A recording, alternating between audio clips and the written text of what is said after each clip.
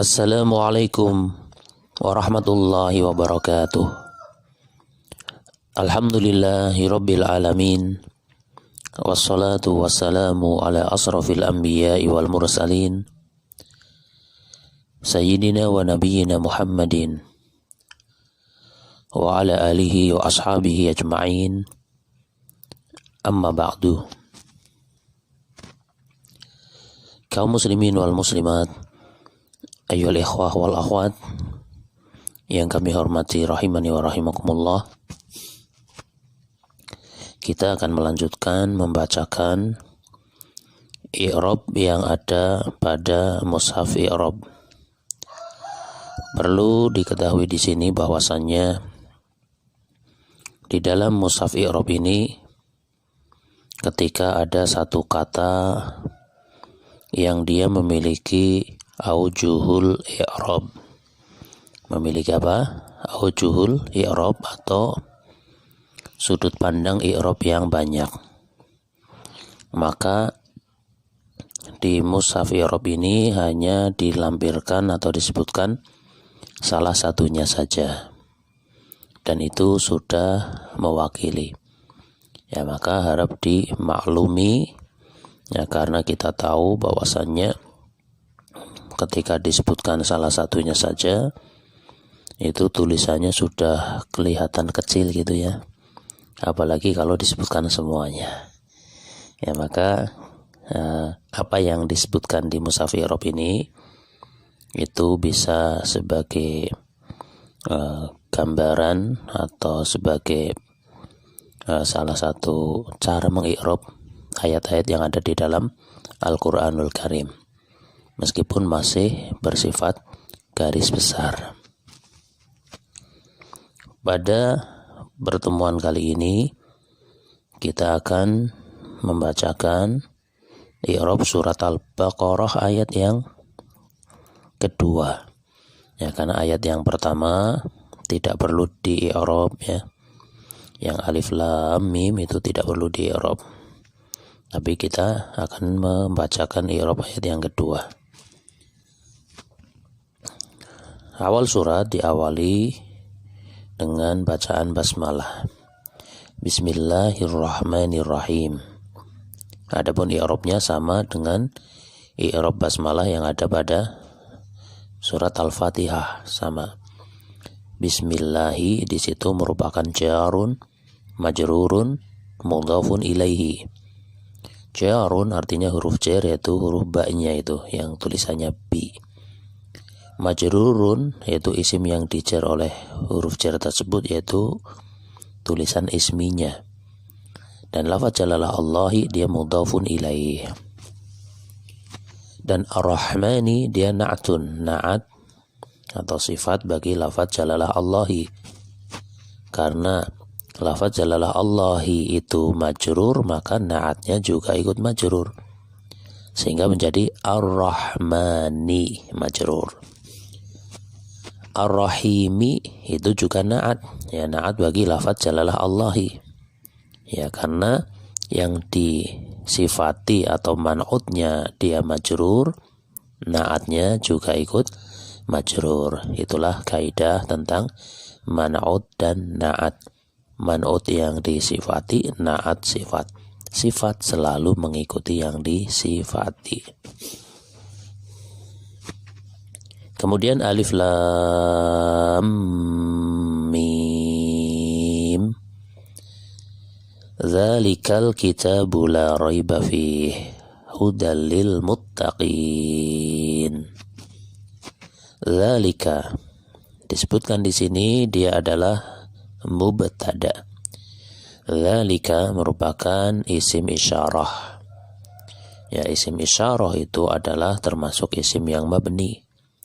Namanya saja isim yang mabni, maka dia tidak bisa menerima perubahan harokat akhir. Ya, maka dzalika dia adalah mubtada. Ketika berupa isim mabni tidak perlu ditanya apa sih tanda rofa' bagi mubtadanya, maka tidak ada. Namanya saja mabni, ya. Maka dzalika ini mubtada, kita sebutkan bahwasanya dengan mengungkapkan atau dengan menggunakan penyebutan fi mahalli raf'in.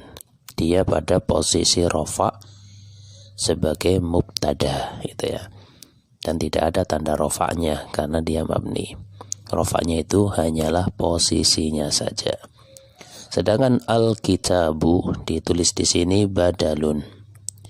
Badalun dari zalika. Ya. Sehingga maknanya adalah kitab Al-Qur'an ini. Ya, zalika biasanya diterjemahkan itu. Ya, tapi di sini dengan makna hadza. Ya, zalikanya dengan makna hadza. Sehingga kitab Al-Qur'an ini. Ya, ketika ada isim isyarah diikuti dengan kata yang berawalan al dan dia sebagai badalnya, maka dalam menerjemahkan itu adalah badalnya dulu baru isim isyarahnya. Misal kita mengatakan kalimat biasa ya, bukan ayat ini, zalikal kitabu nafi'un gitu ya. Misalnya apa? Zalikal kitabu nafi'un. Maka terjemahannya kitab itu bermanfaat. Bukan itu kitab yang bermanfaat, bukan, tapi kitab itu bermanfaat. Beda kalau kalimatnya zalika kitabun nafi'un. Nah, kalau seperti itulah maknanya itu adalah kitab yang bermanfaat. Jadi kalau zalika kitabun itu adalah kitab. Ya, tapi kalau zalikal kitabu nafi'un, kitab itu bermanfaat. Nah, itu sebagai gambaran saja ya. Kembali ke ayat ini, al-kitabu badalun, dia badal. Kemudian la harfun. Ya, di sini adalah huruf la an-nafiyah lil jinsi. Ya, la an-nafiyah lil jinsi, dia jenisnya huruf yang maknanya untuk menafikan, meniadakan semua jenis. Yang diterjemahkan yang tidak ada.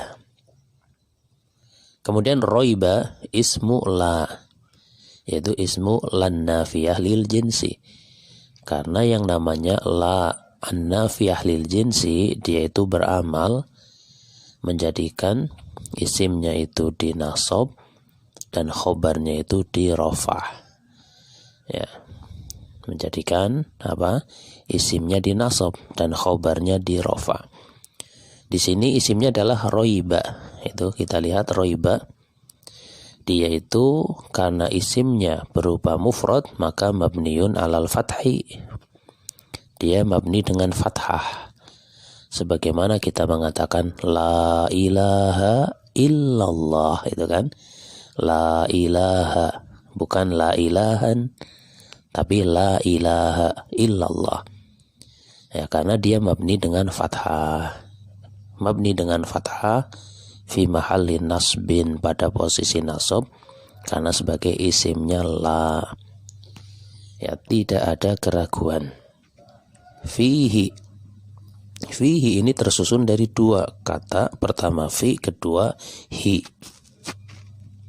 Fi itu adalah jarun, huruf jar, dan dhamir ha. Ya, karena dia dhamir yang tersusun satu huruf, maka cara menyebutnya dengan nama dia. Namanya huruf ha. Ya, namanya kan huruf ha.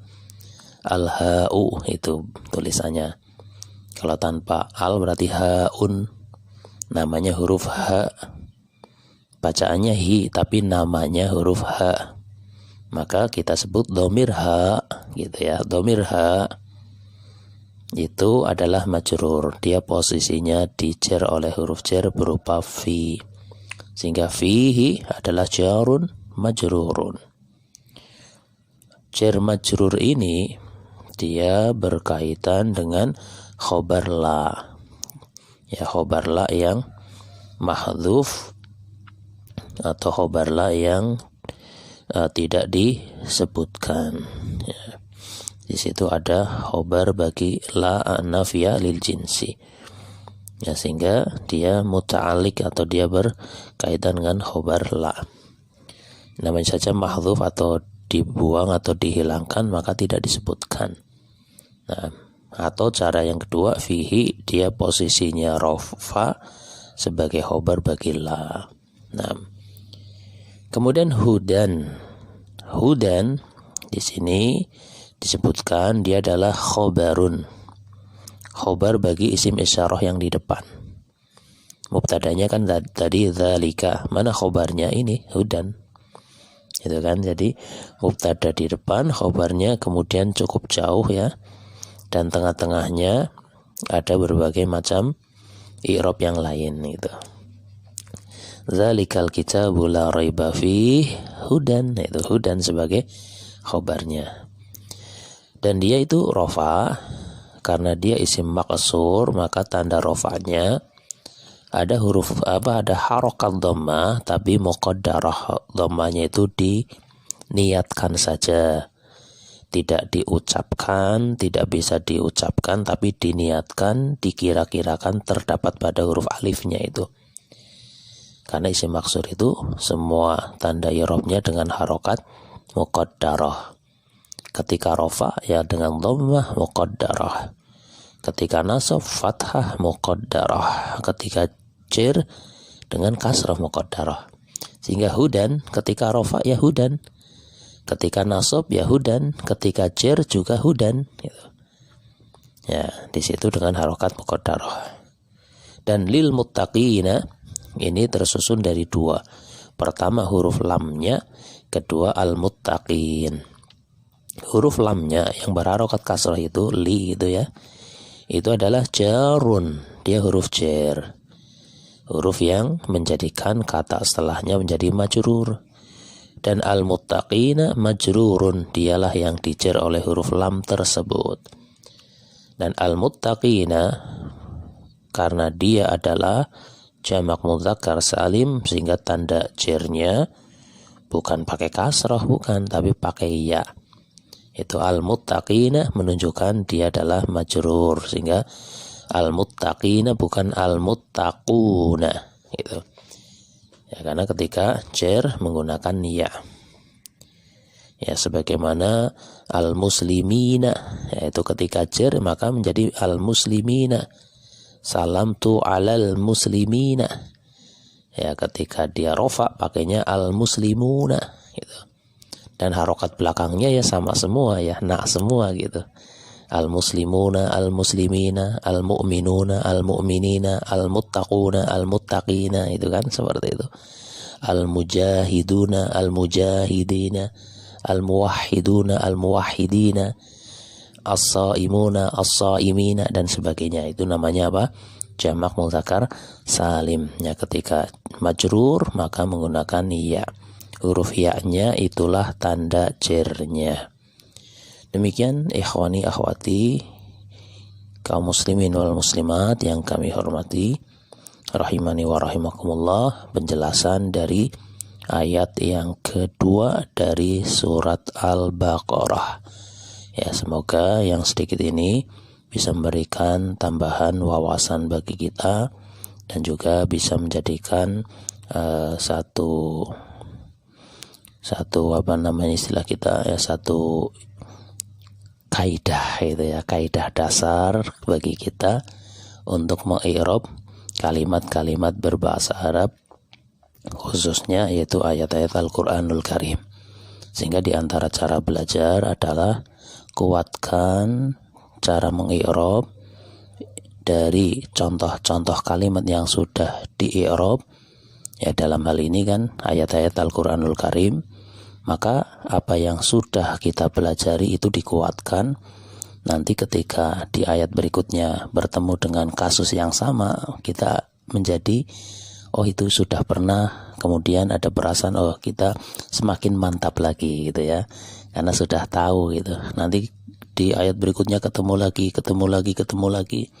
Kalau sudah berkali-kali bertemu dengan susunan yang sama, dengan mengi'rabnya juga mengi'rab yang sama, maka itu akan lebih memasukkan, lebih memantapkan, memasukkan pemahaman i'rab kita ke dalam hati kita.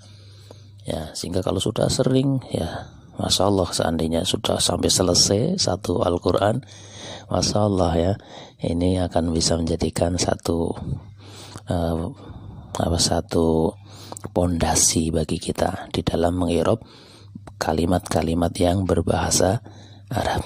Demikian ikhwani akhwati, kaum muslimin muslimat yang kami hormati, yang bisa disampaikan pada kesempatan kali ini. Atas kesalahan, kekurangan, ana minta maaf ya yang sebanyak-banyaknya. Wallahu a'lamu bissawab. Subhanakallahumma wa bihamdika asyhadu an la ilaha illa anta astaghfiruka wa atubu ilaik. Wassalamualaikum warahmatullahi wabarakatuh.